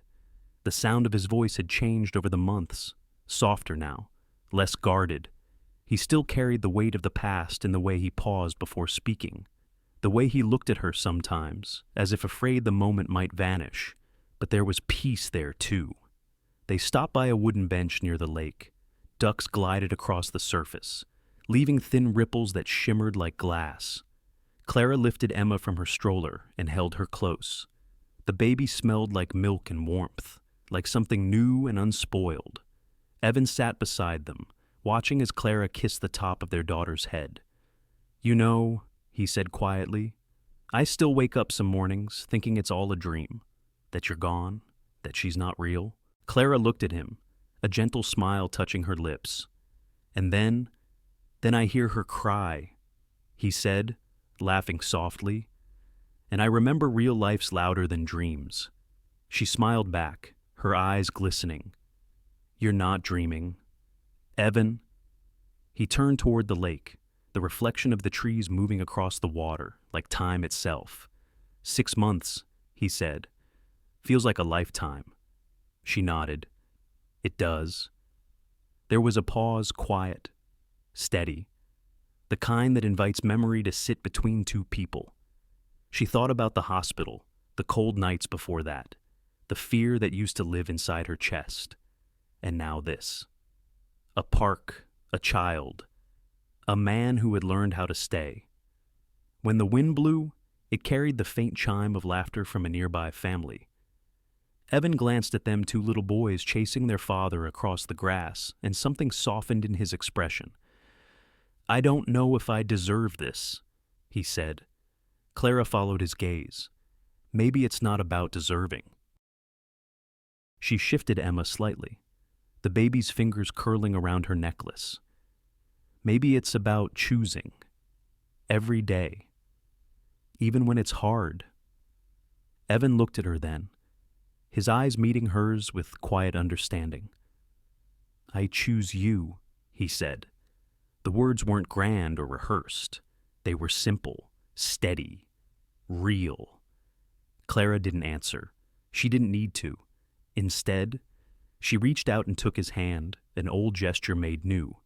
His fingers tightened around hers. And for a moment, the world stilled. Emma squealed suddenly, breaking the silence, and they both laughed. The sound echoed across the lake, mingling with the rustle of the trees. Evan leaned forward, touching his forehead to his daughter's. You changed everything. You know that he whispered. You turned impossible into possible. The baby blinked up at him, as if she understood. They sat there for a long time, watching the leaves drift down in slow spirals. The sunlight shifted through shades of amber and honey. People came and went, runners, children, old couples walking dogs. But the 3 of them stayed, caught in a moment that felt endless. Eventually, Clara spoke. Do you ever think about her? He knew she meant his mother. He sighed, nodding slightly. Sometimes, but not the same way anymore.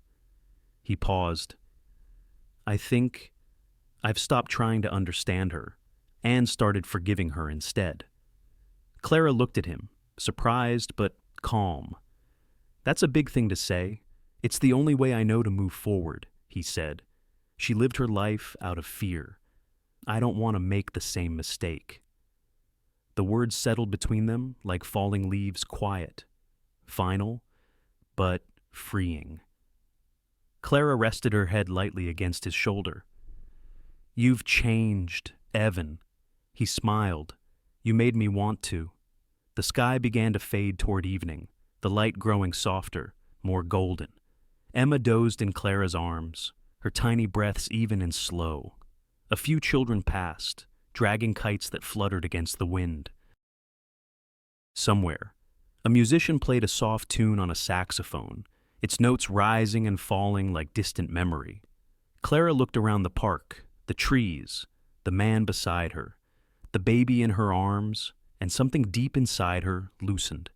For the first time in years, she didn't feel like she was waiting for the other shoe to drop. This, she thought, is peace. She turned slightly, looking at Evan. You know, she said softly, if someone told me 2 years ago that we'd end up here like this, I'd have laughed. He smiled. You did laugh. The first night we met. You said you didn't believe in miracles. She laughed quietly, shaking her head. Maybe I didn't.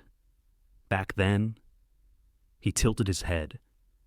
And now, she looked down at Emma, her little hand resting over her heart, the faint rise and fall of her tiny chest. Now, Clara whispered, I do. A single leaf drifted down, landing on the stroller, gold against white. Evan brushed it away gently, and for a moment, their fingers met again, just long enough to remind them of everything they'd lost and everything they'd found. They stayed until the sun slipped low, the air turning cool, the light turning to amber glass.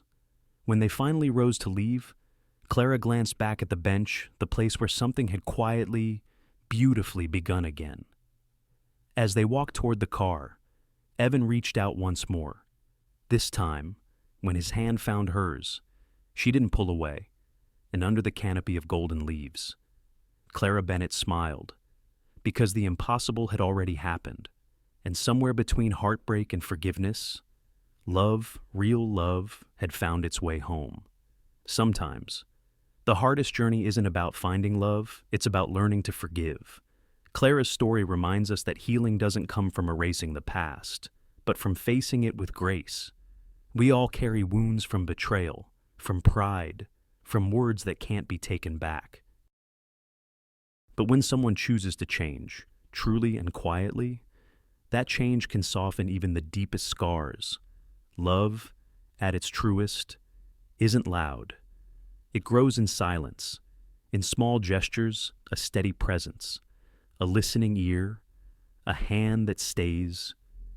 Forgiveness doesn't mean forgetting the pain. It means freeing yourself from it. And faith, even when bruised, has the power to make the impossible real again. For those who've lived long enough to know loss, this story whispers a gentle truth. It's never too late to open your heart again. Sometimes, the second chance we never asked for becomes the one that saves us, not because everything turns perfect, but because we finally understand what love really means: patience, humility, and the courage to begin again. Thank you, dear listeners, for spending your time with Shining Stories tonight. If this story touched your heart, if it reminded you of love, forgiveness, or the quiet strength we all carry, please take a moment to like, share, and subscribe to our channel. Your support helps these gentle stories reach more hearts around the world. Stay with us for more tales of hope, healing, and second chances. Until next time, take care, be kind, and keep believing in the small miracles of everyday life.